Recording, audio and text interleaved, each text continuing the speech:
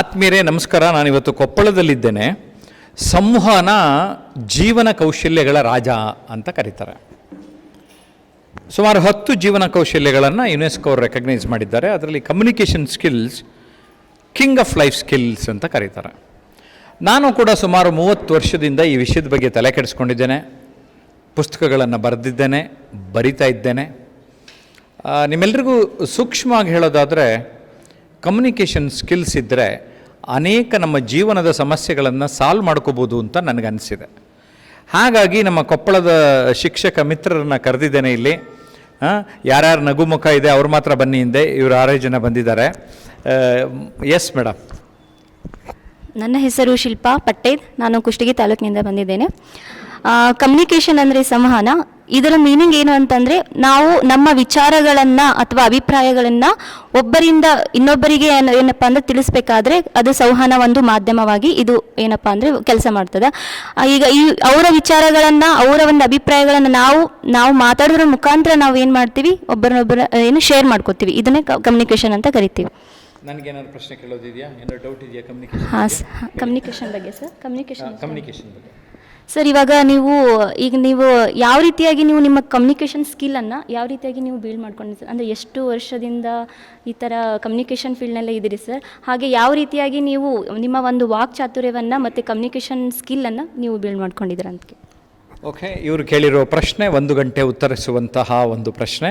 ಆದರೆ ನಾನು ಸಂಕ್ಷಿಪ್ತವಾಗಿ, ಕಮ್ಯುನಿಕೇಷನ್ ಕಲಿತವರು 1 ನಿಮಿಷದಲ್ಲಿಯೂ ಮಾತನಾಡಬಹುದು, 1 ಗಂಟೆಯೂ ಮಾತನಾಡಬಹುದು, 1 ದಿನವೂ ಮಾತನಾಡಬಹುದು. ನಾನು ಕಮ್ಯುನಿಕೇಷನ್ ಸ್ಕಿಲ್ಸ್ ಬಗ್ಗೆ ಅಟ್ಲೀಸ್ಟ್ 10 ಡೇಸ್ ಮಾತಾಡಬಲ್ಲೆ ನನ್ನ 30 ವರ್ಷದ ಅನುಭವದಲ್ಲಿ. ನಿಮಗೆ ನನ್ನ ಜೀವನದ ಪ್ರಥಮ 20 ವರ್ಷ ನಾನೊಬ್ಬ ಈ ಥರ ಮಾತಾಡೋಕ್ಕೆ ಬರುತ್ತೆ ಅಂತ ಗೊತ್ತಿರಲಿಲ್ಲ ಮೇಡಮ್.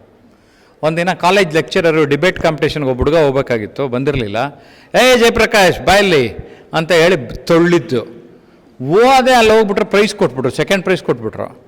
ಅವಾಗ ನನಗೂ ಮಾತಾಡೋಕ್ಕೆ ಬರುತ್ತೆ ಅಂತ ಅನಿಸಿ ಮಾತಾಡೋಕ್ಕೆ ಶುರು ಮಾಡಿದೆ. ಆವತ್ತಿಂದ ಇವತ್ತರೆಗೂ ಮಾತಾಡ್ತಾ ಇದ್ದೇನೆ. ಒಂದು 30 ವರ್ಷದ ಅನುಭವ, 300 ರೇಡಿಯೋ ಕಾರ್ಯಕ್ರಮಗಳು, 3 ವರ್ಷ ನ್ಯೂಸ್ ರೀಡಿಂಗ್, 2000 ಸಂದರ್ಶನಗಳು, ವೇದಿಕೆಯ ಕಾರ್ಯಕ್ರಮದ ನಿರೂಪಕನಾಗಿ ತುಂಬ ದೊಡ್ಡ ಕಾರ್ಯಕ್ರಮಗಳ ನಿರೂಪಣೆ 1000 ಕಾರ್ಯಕ್ರಮ. ಅದರಲ್ಲಿ ಪಂಡಿತ್ ಭೀಮಸೇನ್ ಜೋಶಿಯವರ ಸಂಗೀತ ಕಚೇರಿ, ಡಾಕ್ಟರ್ ಕೆ ಶಿವರಾಮ ಕಾರಂತರ ಪುಸ್ತಕ ಬಿಡುಗಡೆ 2 ಕಾರ್ಯಕ್ರಮಗಳು, ಡಾಕ್ಟರ್ ರಾಜಾರಾಮಣ್ಣ ನಮ್ಮ ಯೂನಿಯನ್ ಮಿನಿಸ್ಟರ್ ಆಗಿದ್ರಲ್ಲ ಅವರ ಪಿಯಾನೋ ವಾದನದ ಕಚೇರಿ, ಡಾಕ್ಟರ್ ರಾಜ್ಕುಮಾರ್ ಭಾಗವಹಿಸಿದ 1-2 ಕಾರ್ಯಕ್ರಮಗಳು, ಈ ಥರದ್ದೆಲ್ಲ ನಿರೂಪಣೆಯೂ ಕೂಡ ಮಾಡಿದ್ದೇನೆ. ಮಾಡ್ತಾ ಆವತ್ತಿಂದ ಇವತ್ತರೆಗೂ ಕಲಿತಾನೇ ಇದ್ದೀನಿ. ಕಮ್ಯುನಿಕೇಷನ್ ವಿದ್ಯಾರ್ಥಿಯಾಗಿದ್ದೇನೆ. ನಾನು ಇನ್ನೂ ವಿದ್ಯಾರ್ಥಿಯಾಗಿ ಗುರುತಿಸ್ಕೊಳ್ತಾ ಇರೋದ್ರಿಂದ ಅನೇಕರಿಗೆ ಕಮ್ಯುನಿಕೇಷನ್ ಬಗ್ಗೆ, ಸ್ಪೀಕಿಂಗ್ ಸ್ಕಿಲ್ಸ್ ಬಗ್ಗೆ ಪಾಠ ಹೇಳ್ಕೊಡ್ತಾ ಜೀವನನೂ ಮಾಡ್ಕೊಂಡಿದ್ದೀನಿ ಮೇಡಮ್. ಆನ್ಲೈನಲ್ಲೂ ಕ್ಲಾಸ್ ಮಾಡ್ತೀನಿ, ಆಫ್ಲೈನಲ್ಲೂ ಕ್ಲಾಸ್ ಮಾಡ್ತೀನಿ. 1 to 1 ಗೈಡ್ ಮಾಡಿ ಎಷ್ಟೊಂದು ಜನ ನನ್ನ ಮಾತು ಕೇಳಿ ಸಾಧಕರಾಗಿದ್ದಾರೆ ಎನ್ನುವುದು ನನ್ನ ಹೆಮ್ಮೆ. ಸೊ ಉತ್ತರ ಸಿಕ್ತು. Thank you very much. ಈಗ ನೆಕ್ಸ್ಟ್ ಹೋಗೋಣ ಮೇಡಮ್. ಎಲ್ರಿಗೂ ನಮಸ್ತೆ. ನನ್ನ ಹೆಸರು ಗೀತಾ ಅಂತ, ಕೊಪ್ಪಳ ತಾಲೂಕಿಂದ ಬಂದಿದ್ದೀನಿ. ಈ ಕಮ್ಯುನಿಕೇಷನ್ ಸ್ಕಿಲ್ ಬಗ್ಗೆ ಸರ್ 2 ಮಾತಾಡ್ಲಿಕ್ಕೆ ಹೇಳಿದರು. ನಮ್ಮ ಈ ಶಿಕ್ಷಕ ವೃತ್ತಿಯಲ್ಲಿ ಕಮ್ಯುನಿಕೇಷನ್ ಅಂತಕ್ಕಂಥದ್ದು ಬಹಳ ಮುಖ್ಯವಾಗಿರ್ತಕ್ಕಂಥ ಅಂಶ. ನಾವು ಯಾವುದೇ ಒಂದು ವಿಚಾರಗಳನ್ನು ಹಂಚ್ಕೋಬೇಕಾಯಿತು ಅಂದರೆ ಕಮ್ಯುನಿಕೇಷನ್ ಭಾಳ ಇಂಪಾರ್ಟೆಂಟ್. ಹಾಗೆ ನಾವು ಸಮಾಜದಲ್ಲಾಗಿರ್ಬೋದು, ಸ್ಕೂಲಲ್ಲಿ ಆಗಿರ್ಬೋದು, ಕಮ್ಯುನಿಕೇಷನ್ ಮಾಡೋದ್ರಿಂದ ನಮ್ಮ ಖುಷಿ ವಿಚಾರಗಳಾಗಿರ್ಬೋದು, ದುಃಖದ ವಿಚಾರಗಳಾಗಿರ್ಬೋದು, ಅವುಗಳನ್ನ ಹಂಚ್ಕೊಳ್ಳಿಕ್ಕೆ ಭಾಳ ಮುಖ್ಯವಾಗಿರ್ತಕ್ಕಂಥ ಅಂಶ. ಆಮೇಲೆ ನಾವು ಮಕ್ಕಳ ಜೊತೆಗೆ ಯಾವ ರೀತಿ ಕಮ್ಯುನಿಕೇಟ್ ಮಾಡ್ತೀವಿ, ಅದ್ರ ಮೇಲೆ ನಾವು ಯಾವ ಮಟ್ಟಕ್ಕೆ ಹೋಗ್ತೀವಿ ಅನ್ನೋದ್ರ ಬಗ್ಗೆ ನಮ್ಮ ಮೇಲೆ ಅದು ನಿರ್ಧಾರವಾಗಿರುತ್ತೆ ಅಂತ ನನ್ನ ಅಭಿಪ್ರಾಯ. ಗುಡ್. ಏನಾದ್ರು ನನ್ನೇನು ಕೇಳ್ತೀರಾ? ಹೋಗ್ಲಿ, ನಮ್ಮ ಟ್ರೈನಿಂಗ್ ಹೆಂಗಿತ್ತು ಹೇಳ್ತೀರಾ? ಖಂಡಿತ ಹೇಳ್ತೀವಿ ಸರ್. ಬೆಳಿಗ್ಗೆ ಬಂದಾಗ ಈ ತರಗತಿ ಅಂದರೆ ಈ ತರಬೇತಿ ಹೆಂಗಿರುತ್ತೆ ಅಂತ ಸ್ವಲ್ಪ ಇದಿತ್ತು. ಬಾರ್ ಅಂದು ತರಬೇತಿ ಅಂದರು. ಐ ಆಮ್ ಹ್ಯಾಪಿ ಅಂತ ಹೇಳ್ತಾ ಇದ್ದೀನಿ. ಐ ಆಮ್ ಹ್ಯಾಪಿ ಯಾಕೆಂದರೆ ನಿಮ್ಗೆ ರೆಗ್ಯುಲರ್ ತರಗತಿ ಆಗೋಗ್ತಾ ಇತ್ತು. ತರಗತಿ ಅಂದು ತರಬೇತಿ ಅಂತ ಹೇಳಿದಿರಿ, ನಂಗೆ ಖುಷಿ ಆಗೋಯ್ತು. ಹೇಳಿ. ಬೆಳಿಗ್ಗೆ ಬಂದಾಗ ಹೆಂಗಿರುತ್ತೋ ಒಂದು ಆದರೆ ಸರ್ ನೋಡ್ತಿದ್ದಂಗೆ ನಮ್ಮಲ್ಲಿ ಹೊಸ ಎನರ್ಜಿ ಬಂತು. ಸರ್ ಹೇಳಿರ್ತಕ್ಕಂಥ ಎಲ್ಲ ಅಂಶಗಳನ್ನು ನಾವು ಚಾಚು ತಪ್ಪದೆ ಇನ್ನು ಮುಂದೆ 100ಕ್ಕೆ 100 ಆಗದೆ ಇದ್ರೂ 50% ಅದನ್ನು ಪಾಲಿಸ್ತೀವಿ ಅಂತ ಹೇಳಿ ಮಕ್ಕಳ ಜೊತೆಗೆ 99 ಯಾಕೆ ಆಗಲ್ಲ? ಗುರಿನೇ 50 ಇಟ್ಕೊಂಡ್ರೆ ಅಲ್ಲ ಸರ್, ಅಂದರೆ ಹೆಜ್ಜೆ ಸರ್, ಪ್ರಥಮವಾಗಿ 50% ಇಟ್ಕೊಂಡು ಹೆಜ್ಜೆ ಹಾಕ್ತೀವಿ. ನೀವು ಸ್ಟೂಡೆಂಟ್ಗೆ ಹಂಗಾರೆ 50ನೇ? ಇಲ್ಲ ಸರ್, ಇಲ್ಲ, ಇಟ್ಕೋಬೇಡಿ, ಚೇಂಜ್ ಆಗೋಯ್ತು. ನೀವು ಹೇಳಿರ್ತಕ್ಕಂಥ ಎಲ್ಲ ಅಂಶಗಳನ್ನು ಸಹಿತ ನಾವು 100ಕ್ಕೆ 100 ಅಂತ ವರ್ಡ್ ಚೇಂಜ್ ಮಾಡಿ ಹೇಳ್ತೀನಿ ಸರ್. ನೀವು ಹೇಳಿರ್ತಕ್ಕಂಥ ಎಲ್ಲ ಅಂಶಗಳನ್ನು ಸರ 100ಕ್ಕೂ 100ರಷ್ಟು ನಾವು ಪ್ರತಿಪಾಲಿಸ್ತೀವಿ ಅಂತ ಹೇಳಿ ಆ ಮಕ್ಕಳಲ್ಲಿ ಸಹಿತ ನಿಮ್ಮ ಒಂದು ಮಾತುಗಳಿಂದ ನಾವು ಯಾವ ರೀತಿ ಸ್ಫೂರ್ತಿ ಆಗಿದ್ದೀವಿ ಅವುಗಳನ್ನ ಮಕ್ಕಳ ಹತ್ರ ಹೇಳಿ ನಾವು ಆ ಮಕ್ಕಳನ್ನ ಆ ಲೆವೆಲ್ಗೆ ಹೋಗ್ಲಿಕ್ಕೆ ಪ್ರಯತ್ನ ಪಡ್ತೀನಿ ಅಂತ ಹೇಳಿ ಎಲ್ಲರ ಪರವಾಗಿ ನಾನು ಪ್ರಯತ್ನ ಪಡ್ತೀನಿ ಪದ ತೆಗೆದಾಕ್ಬಿಡ್ಬೇಕು. ಮಾಡ್ತೀವಿ ಸರ್, ಖಂಡಿತ ಮಾಡ್ತೀವಿ. ಇವೆಲ್ಲ ಇವೇ ಹಾಳು ಮಾಡ್ತಾ ಇರೋದು ನಮ್ಮನ್ನ ಅಲ್ವೇನ್ರಿ? ಪ್ರಯತ್ನ ಪಡ್ತೇವೆ 50%, ಈಗೆಲ್ಲ ಕಂಜೂಸ್ ಬೇಡ, ಈಸಿಯಾಗಿರುತ್ತೆ. ಖಂಡಿತ ಸರ್. ಗುಡ್. ನೆಕ್ಸ್ಟ್ ಮೇಡಮ್ ನೋಡಿ, ಇವರು ಯಾವ ಥರ ಎಷ್ಟು ಚೆನ್ನಾಗಿ ಸ್ಮೈಲ್ ಮಾಡ್ತಾ ಇದಾರಲ್ಲ. ನಮಸ್ಕಾರ ಎಲ್ಲರಿಗೂ, ಗುರುಮಾತೆಯವರಿಗೂ ಹಾಗೂ ಶಿಕ್ಷಕರಿಗೂ ಮತ್ತು ಸರ್ ನಿಮಗೂ. ಕಮ್ಯುನಿಕೇಷನ್ ಬಗ್ಗೆ ಇಷ್ಟವರೆಗೂ ಇಬ್ಬರು ಟೀಚರ್ಸ್ ಹೇಳಿದ್ದಾರೆ. ಅಂದರೆ ಒಂದು ಕಮ್ಯುನಿಕೇಷನ್ ಅಂದರೆ ನಮ್ಮಲ್ಲಿರ್ತಕ್ಕಂಥ ವಿಷಯಗಳನ್ನು ಅಥವಾ ಮಾಹಿತಿಗಳನ್ನು ನಾವು ಇನ್ನೊಬ್ಬರಿಗೆ ತಿಳಿಸ್ತಕ್ಕಂಥದ್ದು. ನಿಮಗೆ ಗೊತ್ತಿದ್ದೇ ಇದೆ, ಮಾಧ್ಯಮಗಳಲ್ಲಿ ಇವು ಮೊಬೈಲು, ಆಮೇಲೆ ದೂರದರ್ಶನ, ರೇಡಿಯೋ ಇವೆಲ್ಲ. ಆದರೆ ಈಗ ಇತ್ತೀಚಿನ ದಿನಗಳಲ್ಲಿ ಜಾಸ್ತಿ ಯಾವುದಪ್ಪ ಅಂದರೆ ಕಮ್ಯುನಿಕೇಷನ್ ಈಗ ಟಿ ವಿ ಮತ್ತು ರೇಡಿಯೋ ಸ್ವಲ್ಪ ಹಿಂದುಳಿದಿದೆ. ಈಗ ಟಿ ವಿ ಮತ್ತು ಫೋನು, ಟಿ ವಿಗಿಂತಲೂ ಜಾಸ್ತಿ ಫೋನಲ್ಲಿ ಈಗ ಟಿ ವಿಯಲ್ಲಿ ಏನು ತೋರಿಸ್ತಿದ್ದಾರೆ ಅಥವಾ ಈ ವಿಷಯ ಏನಾಯಿತು ಅಂದ ತಕ್ಷಣವೇ ಈಗಲೇ ಫೋನಲ್ಲೇ ಮೊಬೈಲ್ ಮೂಲಕನೇ 2ನೇ ನಿಮಿಷದಲ್ಲೇ ಒಂದು ದೇಶದಿಂದ ದೇಶಕ್ಕೂ ರಾಜ್ಯದಿಂದ ರಾಜ್ಯಕ್ಕೂ ಎಲ್ಲ ಕಡೆಗೂ ವಿಷಯ ಬೇಗ ಮಾಹಿತಿಗಳನ್ನು ತಿಳಿಸ್ತದೆ. ಹಾಗಾಗಿ ಈಗ ನಮಗೂ ಇವತ್ತು ಇದಕ್ಕೆ ಎಷ್ಟು ವೇಗವಾಗಿ ಎಲ್ಲ ವಿಷಯಗಳನ್ನು ಬೇಗ ತಿಳಿಯುತ್ತೆ. ಜನರು ಸುತ್ತ ಅಷ್ಟೇ ಕ್ರಿಯಾಶೀಲರಾಗಿದ್ದಾರೆ. ಅದೇ ಥರ ಇವ್ರ ಕಮ್ಯುನಿಕೇಷನ್ ಯಾವ ರೀತಿ ಹೆಂಗೆ ಇದು ಮಾಡ್ತಿದ್ರು, ನಾವು ಮಕ್ಕಳಲ್ಲೂ ಸುತ್ತ ಅದೇ ಥರ ಮಕ್ಕಳನ್ನ ಬೆಳವಣಿಗೆ ಮಾಡಬೇಕು ಅಂತೇಳಿ ಇವತ್ತು ಕಾಳಿದಾಸ ಪ್ರೌಢಶಾಲೆಯಲ್ಲಿ ಇವತ್ತಿತ್ತು ಅಂತೇಳಿ ಅಂದರು, ಅಲ್ಲಿಗೆ ಹೋಗಿದ್ವಿ. ಆದರೆ ಈ ಕಮ್ಯುನಿಕೇಷನ್ ಅಂತ ಒಂದು ಹೇಳಿದ ತಕ್ಷಣ ನಮಗೆ ಒಂಥರ ಅನಿಸ್ತು. ಯಾಕೆಂದರೆ ಇದೊಂದು ಹೇಳಬೇಕು ಹೇಳಬಾರ್ದು ಗೊತ್ತಿಲ್ಲ ಸರ್. ಆದರೆ ಈ ನಮಗೆ ವಾಟ್ಸಪ್ನಲ್ಲಿ ಮೆಸೇಜ್ ಹಾಕಿರಲಿಲ್ಲ ಈ ಶಾಲೆಯಲ್ಲಿ ನಡೆಯುತ್ತೆ ಅಂತೇಳಿ. ಅವಾಗ ತಕ್ಷಣವೇ ನಾವು ಅಲ್ಲಿ ಹೋದ್ವಿ. ಅವಾಗ ಅಲ್ಲಿ ನಮ್ಮ ಮನೆಯವರು ಬಿಟ್ಟು ಹೋದರು. ತಕ್ಷಣ ಈ ಶಾಲೆಯಲ್ಲಿ ಇಲ್ಲ ಅಂದ ತಕ್ಷಣ ಮತ್ತೆ ಅವ್ರಿಗೆ ಕೈ ಮಾಡಿ ಹೇಳಿದೆ, ರೀ ನಿಲ್ರಿ,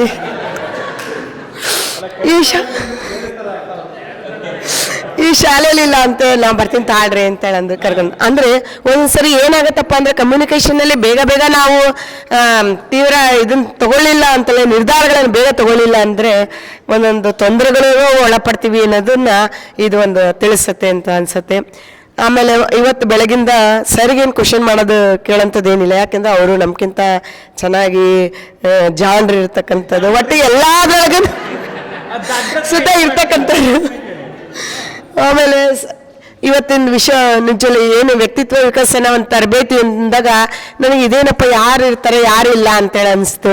ಯಾಕೆಂದರೆ ಒಂದೊಂದು ಸ್ಕೂಲಿಂದ ಒಬ್ಬರು ಯಾವುದಾದ್ರು ಸಮಾಲೋಚನೆ ಸಭೆಗೆ ಇಬ್ಬರಿಬ್ಬರು ಟೀಚರ್ಸ್ ಇರ್ತೀವಿ, ಪಕ್ಕದಲ್ಲಿ ಜೊತೆಗೆ ಇನ್ನೊಬ್ರು ಅವ್ರು ಇರ್ತಾರೆ ಅನಿಸ್ತಿತ್ತು. ಆದರೆ ಒಂದೇ ಹೆಸರು, ಅದು ನನ್ನ ಹೆಸರೆಲ್ಲ ಬಂದುಬಿಟ್ಟಿದ್ದಲ್ಲಪ್ಪ, ಏನು ಮಾಡೋದು ಅಂದ್ಕೊಂಡು ಬಂದೆ. ಆದರೂ ಸುತ್ತ ಇಲ್ಲಿ ಸರ್ ಎಲ್ಲ ತುಂಬ ಚೆನ್ನಾಗಿ ಮಾಡಿದರು, ಖುಷಿ ಅನಿಸ್ತು. ಅಂದರೆ ಇದು ಏನು ತೋರಿಸ್ತಪ್ಪ ಇವತ್ತು ವ್ಯಕ್ತಿತ್ವ ಅಂದರೆ ಪ್ರತಿಯೊಬ್ಬ ಮನುಷ್ಯನಿಗೆ ವ್ಯಕ್ತಿಯಲ್ಲಿ ನಮಗೆ ಇನ್ಫೀರಿಯಾರಿಟಿ ಕಾಂಪ್ಲೆಕ್ಸ್ ಇರುತ್ತೆ. ಏನಪ್ಪ ನಾವು ಹೋಗಿ ಏನು ಹೇಳಬೇಕು ಏನು ಬಿಡಬೇಕು ಅನ್ನೋದು ನಮ್ಮಲ್ಲೇ ನಾವು ಹೆದರುತ್ತೀವಿ. ನಿಜವಾಗ್ಲೂ ಹೇಳ್ಬೇಕಂದ್ರೆ ನಮ್ಮಲ್ಲಿ ಆ್ಯಕ್ಚುಲಿ ಇರುತ್ತೆ. ಆದರೆ ಆಫೀಸರ್ಸ್ಗಳು ನೋಡಿದ ತಕ್ಷಣ ಬೇರೆ ಜನ ನಮ್ಗಿಂತ ಜಾಣ್ರು ಯಾರು ಇರ್ತಾರೋ ಅವ್ರನ್ನೆಲ್ಲ ನೋಡಿದ ತಕ್ಷಣ ನಾವು ಏನು ಮಾತಾಡ್ತೀವೋ ಏನಿಲ್ಲೋ, ಏನು ತಪ್ಪು ಮಾಡಿದ್ರೆ ಜನ ಏನು ಅನ್ಕೊತಾರೋ ಅನ್ನೋ ಭಾವನೆಗಳ ನಮ್ಮಲ್ಲಿ ಇರ್ತವೆ. ಆದ್ದರಿಂದ ನಾವು ಹಿಂದುಳಿದು ನಾವು ಅಲ್ಲಿ ಕೂತಿರ್ತೀವಿ. ಆದರೆ ಯಾವ ಟೀಚರ್ಸ್ ಯಾರು ಏನು ಇದಲ್ಲ ಅಂತೇಳಿ ನಾನು ಎಲ್ಲಾರು ಯಾರು ದೊಡ್ಡರಲ್ಲ ಒಂಥರ ದೊಡ್ಡರಲ್ಲ ಅಂತೇಳಿ ನಾನು ಹೇಳಕ್ಕೆ ಎಲ್ಲರೂ ಜಾಣ್ರಿರ್ತಾರೆ. ಆದರೆ ಏನಪ್ಪ ಒಂಥರ ಮನಸ್ಸಿನಲ್ಲಿ ಒಂಥರ ಏನು ತಪ್ಪು ಹೇಳ್ತೀವೋ ಏನು ಮಾಡ್ತೀವೋ ಆ ಇದ್ರೊಳಗೆ ಅಧಿಕಾರಿಗಳು ಮುಂದೆ ಅನ್ನೋದು ಒಂಥರ ಹೆದರಿಕೆ ಮನೋಭಾವನೆಯಿಂದ ಯಾರು ಎದ್ದು ಬರಲ್ಲ ಅಂತ ಹೇಳ್ತೀನಿ ಅಷ್ಟೇ. ಆಮೇಲೆ ಅಲ್ಲ ಹೌದು ಸರ್. ಆಮೇಲೆ ಸರ್ ಇದೇನು ಹೇಳಿದ್ವಪ್ಪ ಅಂದರೆ ವ್ಯಕ್ತಿತ್ವ ಮನುಷ್ಯನಲ್ಲಿ ಯಾರು ಕೀಳರಿಮೆ ನಮ್ಮಲ್ಲಿ ಇಟ್ಕೋಬಾರ್ದು, ನಾವು ಮುಂದುವರಿಬೇಕು. ಹೆಂಗೆ ಗಡಿಯಾರ ಪುಸ್ತಕ ಬರೆದ್ಬಿಟ್ಟಿದ್ದೀನಿ ಕೀಳರಿಮೆ ಬಗ್ಗೆ, ದಯವಿಟ್ಟು ಕೀಳರಿಮೆ ಬಗ್ಗೆ ಪುಸ್ತಕ ಓದಿ. ಇನ್ಫೀರಿಯಾರಿಟಿ ಕಾಂಪ್ಲೆಕ್ಸ್ ಅಂತ ಇಂಗ್ಲಿಷ್ನಲ್ಲೂ ಇದೆ ಸರ್. ಆಮೇಲೆ ಗಡಿಯಾರ ಹೆಂಗೆ ಮುಂದೆ ಹೋಗ್ತಾ ಇರ್ತಾ ಆ ಥರ ನಮ್ಮ ಜೀವನದಲ್ಲೂ ಸುತ್ತ ನಾವು ಗಡಿಯಾರ ಥರ ನಾವು ಸುತ್ತ ಓಡ್ತಾ ಇರಬೇಕು.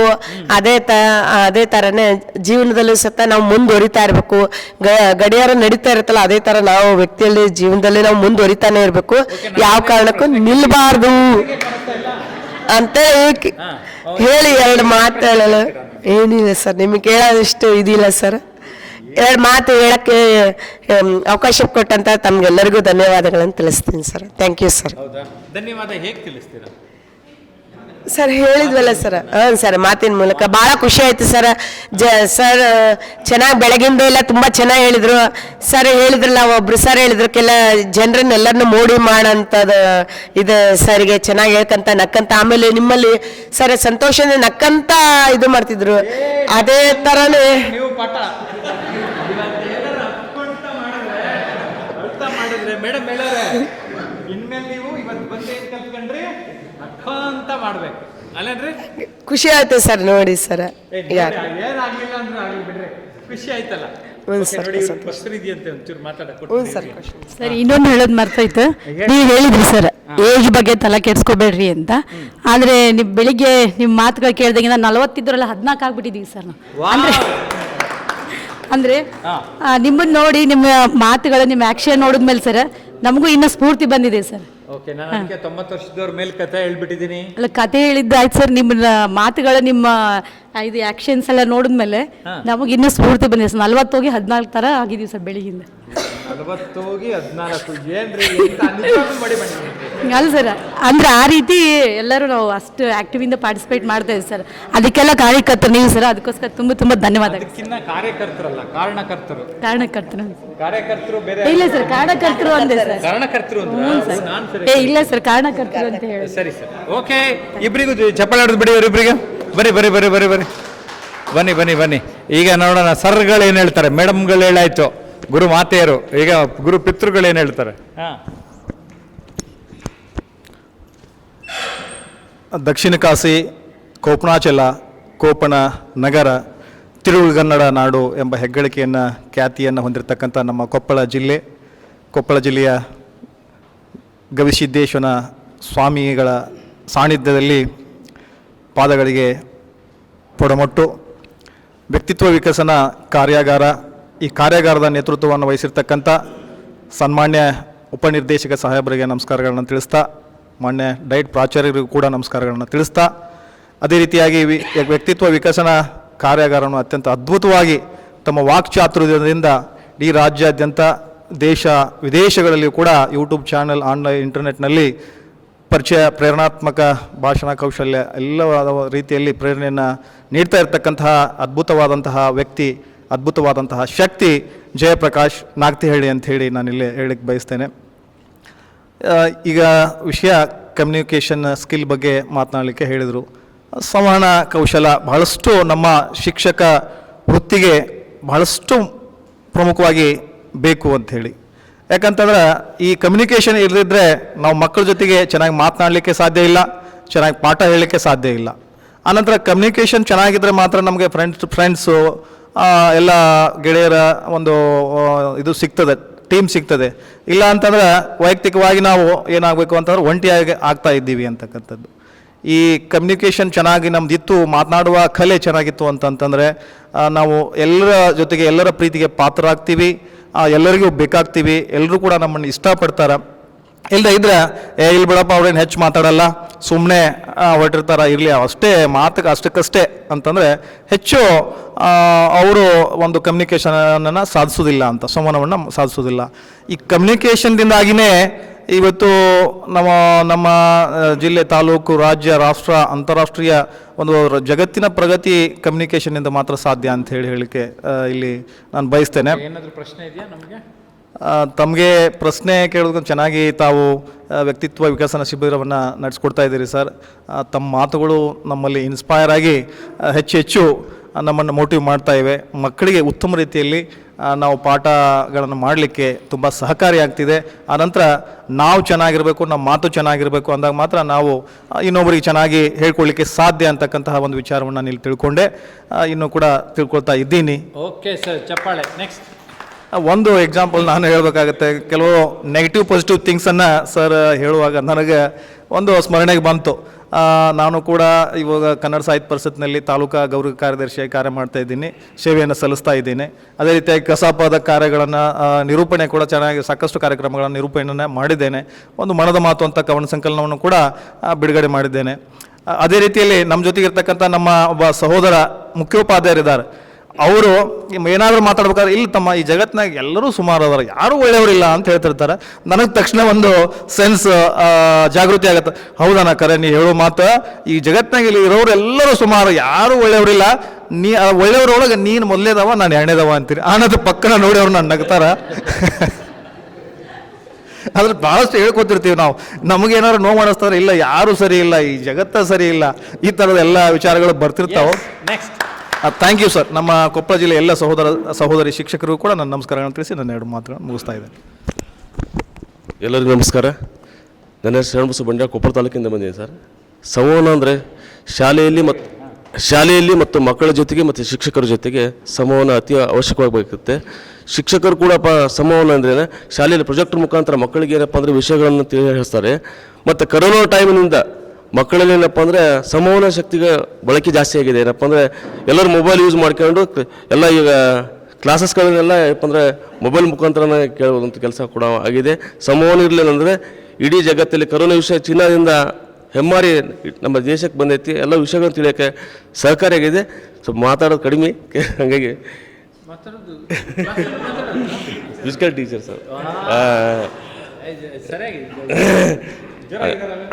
ಹಂಗಾಗಿ ಏನಪ್ಪ ಅಂದರೆ ಮಾತಾಡೋದು ಕಡಿಮೆ. ಹಂಗಾಗಿ ಏನಪ್ಪ ಅಂದ್ರೆ ಇಲ್ಲಿವರೆಗೆ ಏನಪ್ಪ ಬೆಳಗಿಂದ ನೋಡ್ರಿ ನೀವು ಸಮಯದ ಬಗ್ಗೆ ತಿಳಿಸ್ಕೊಟ್ಟಿದ್ದೀರಿ. ಮತ್ತು ನಾವು ಮಕ್ಕಳಲ್ಲಿ ನೋಡ್ರಿ ಸರ್, ನಾವು ಫಿಸಿಕಲ್ ಟೀಚರ್ ಆಗಿದ್ವಿ, ನಮ್ಮ ಮಕ್ಕಳಿಗೆ ಭಾಗವಹಿಸ್ರಿ. ಗೆಲ್ಲೋದು ಮುಖ್ಯ ಅಲ್ಲ, ಭಾಗವಹಿಸಕ್ಕೆ ಮಕ್ಕಳು ಹೇಳ್ತೀವಿ. ಯಾಕಂದ್ರೆ ಸೋಲು ಗೆಲುವನ್ನು ನಾವು ಸಮಾನವಾಗಿ ಸ್ವೀಕಾರ ಮಾಡಬೇಕು. ಹಾಗಾಗಿ ನಮ್ಮ ದೈಹಿಕ ಶಿಕ್ಷೆಯ ವೃತ್ತಿಯಲ್ಲಿ ಕೂಡ ಏನಪ್ಪ ಅಂದ್ರೆ ಸೋಲು ಗೆಲುವನ್ನು ಸ್ವೀಕಾರ ಮಾಡಿ ಅಂತ ಹೇಳ್ತೀವಿ. ಬೆಳಗಿಂದ ಇಲ್ಲಿವರೆಗೆ ಏನಪ್ಪ ಅಂದ್ರೆ ನಮ್ಗೆ ಒಳ್ಳೆ ನೋಡ್ರಿ, ನಮ್ಮ DDP ಆಫೀಸಿಂದ ಫೋನ್ ಮಾಡಿದ್ರು, ಏನ್ರಿ ಯಾಕಲೇ ಬೇಡ ಅಂತ ಕೇಳಿದ್ರು ನಮಗೆ. ಸರ್ ಮೊದಲು ನೋಡ್ರಿ ನಾನು ಮಿಸ್ ಮಾಡ್ಕೊಂಡಿದ್ದೆ, ಇದು ಬಂದಮೇಲೆ ಯಾಕೆ ಮಿಸ್ ಮಾಡ್ಕೊಂತ ಒಂದು ಒಳ್ಳೆಯ ಅವಕಾಶ ಮಾಡಿಕೊಟ್ರಿ ನಮ್ಮ DDP ಸಾಹೇಬರಿಗೂ, ಜೊತೆಗೆ ನಮ್ಮೆಲ್ಲ ವೃತ್ತಿ ಬಂಧುಗಳು ಕೂಡ ಧನ್ಯವಾದ ಹೇಳಿಸಿ ನಮ್ಮ ಮಾತನ್ನು. ಈ ನೆಲದ ಆರಾಧ್ಯ ದೈವ ಗವಿಸಿದ್ದೇಶ್ವರನನ್ನು ಮನದಲ್ಲಿ ನೆನೆಸುತ್ತಾ, ನನ್ನ ಹೆಸರು ವಿರೂಪಾಕ್ಷಪ್ಪ ಬಾಗೋಡಿ, ನಾನು ಕೂಡ ದೈಹಿಕ ಶಿಕ್ಷಣ ಶಿಕ್ಷಕರು ಸರ್. ಕಮ್ಯುನಿಕೇಷನ್ ಅಂತಕ್ಕಂಥದ್ದು ಎಲ್ಲಲ್ಲಿ ಬೇಕು. ಉದಾಹರಣೆಗೆ ನಮ್ಮ ಸರ್ಸು ಇಲ್ಲಿ ವೇದಿಕೆಗೆ ಕಮ್ಯುನಿಕೇಷನ್ ಆಗಲಿಲ್ಲ ಸರ್, ನೀವು ಇನ್ನೂ 10 ಮಂದಿ, ಇನ್ನೂ 10 ನಿಮಿಷ 10 ಮಂದಿ ಅಂತಕ್ಕಂಥದ್ದನ್ನು ಇದಕ್ಕೆ ವೇದಿಕೆಗೆ ನಮ್ಮನ್ನೆಲ್ಲರನ್ನು ಕರ್ಕೊಂಬಂದ ಏನು ಕಾರ್ಯಕ್ರಮವನ್ನು ಇಲ್ಲಿ 6 ಜನ ನಿಲ್ಲಿಸಿ ಕಾರ್ಯಕ್ರಮವನ್ನು ಚಾಲೂ ಮಾಡಿದ್ರು. ಒಂದು ಕಮ್ಯುನಿಕೇಷನ್ ಅಂತಕ್ಕಂಥದ್ದು ಎಲ್ಲದು ಹೊಂದಾಣಿಕೆ. ಉದಾಹರಣೆ ನಾವು ಕ್ಲಾಸಿಗೆ ಹೇಳ್ಬೇಕಾಯ್ತು ಅಂದ್ರೆ ಇಂದು ಹುಡುಗ ಅಲ್ಲಿ ಏನಾದರೂ ಬರೆಯೋದು ನಾಟಕ ತಾನು ಏನೋ ಮಾಡಕತ್ತಿದ್ನಂದ್ರೆ ಆ ಹುಡುಗನ ನಮ್ಮ ಹತ್ರ ಸೆಳ್ಕೊಂಡು ಅಂದ್ರೆ ಅವನು ನೀ ಏನೋ ಮಾಡಬೇಡ ಇಲ್ಲಿ ನೋಡು ಅಂತಕ್ಕಂಥದ್ದನ್ನು ನಾವು ಹೇಳಿ ಆಮೇಲೆ ಪಾಠವನ್ನು ಮುಂದುವರಿಸ್ತೀವಿ. ಇಲ್ಲಂದ್ರೆ ಆ ಪಾಠವನ್ನು ನಮ್ಗೆ ಹೇಳೋಕ್ಕಾಗಲ್ಲ. ಯಾಕಂದ್ರೆ ನಾವು ಇದ್ರಿಗೆ ಕಾಣ್ತಿರ್ತಾನೆ ಅಲ್ಲಿ ಏನೋ ಕಿಡಿಗೇಡ್ತಾನೆ ಮಾಡ್ಕೊಂತ ಅವ ನಮ್ಮ ನೋಡಲಿಲ್ಲ ಅಂತಂದ್ರೆ ನಮ್ಮ ಪಾಠ ಅವ್ನು ಕೇಳಂಗಿಲ್ಲ ಅಂತಕ್ಕಂಥದ್ದು ನಮ್ಮ ಮನೋಭಾವದಾಗಿರ್ತೈತಿ.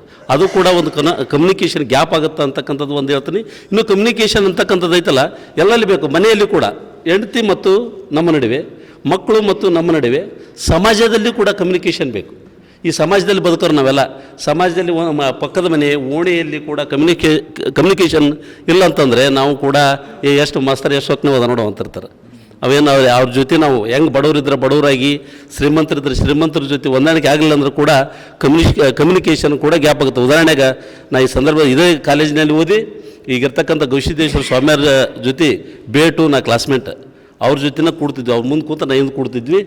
ನಾವು ಅಮಾವಾಸ್ಯೆಗೊಮ್ಮೆ ಮತ್ತು ನಡಬರ್ಕ್ ಯಾವಾಗಾರ ಬಂದು ಹೋಗ್ತಿರ್ತೀವಿ. ಇಲ್ಲಿ ಅವ್ರಿಗೆ ದೂರ ಯಾರು ಕೊಟ್ಟಾರು ಮಾತಾಡ್ತಿದ್ರು ಅಂದ್ರೆ ಅವ್ರು ಕಾಣಲಾರ್ದು ಹೋಗ್ಬಿಡ್ತೀವಿ. ಹಂಗೆ ಇಲ್ಲಿ ಬಂದು ಹೊತ್ತಿಗೆ ಯಾವಾಗ ಕಂಡು ಹೊತ್ತಿಗೆ ಯಾಕೆ ಬಂದಿಲ್ಲ ಅಂತಾರೆ ನಮ್ಗೆ. ಯಾಕೆ ಬಂದಿಲ್ಲ ಅಂದ್ರೆ ಇಲ್ಲಿ ಏನಾಗುತ್ತೆ ಅಂತಂದ್ರೆ ಬಂದಿದ್ದೀನಿ ರೀ ಅಜರ, ನೀವು ಅಲ್ಲಿ ದೂರ ಇದ್ರೆ ಹಂಗೆ ಹೋಗಿರ್ತೀನಿ ಅಂತಂದು. ಹೌದಾ, ಆಯ್ತು ಬಿಡು ಅಂದ್ರೆ ಇಲ್ಲಿ ಏನಾಗುತ್ತೆ ಅಂದ್ರೆ ಕಮ್ಯುನಿಕೇಷನ್ ಯಾಕೆ ಬಂದಿಲ್ಲಲ್ಲ ಇವರು ಅಂತಕ್ಕಂಥದ್ದು ಇದಾಗುತ್ತೆ. ಸಮಯ ಆಯಿತು, thank you. Next okay okay, ನೀವೊಬ್ರು ಮಾತಾಡಬೇಕಾ? ನಿಮಗೆ ಆಮೇಲೆ ನೆಕ್ಸ್ಟ್ ರೌಂಡ್ ಕರಿತೀವಿ. ನೆಕ್ಸ್ಟ್ ರೌಂಡ್ ಅವರೊಬ್ಬರನ್ನ ಕರಿತೀವಿ. ಬನ್ನಿರಿ, ಇಲ್ಲಿ ಬ್ಲೂ ಸೀರೆ ಅವರು ಬರ್ರಿ. ಪ್ರಶ್ನೆ ಇತ್ತಾ? ಬನ್ನಿ, ಪ್ರಶ್ನೆ ಇದ್ದರೆ ಕೊಡ್ತೀನಿ ಅವಕಾಶ. ಬರ್ರಿ. ಓಕೆ.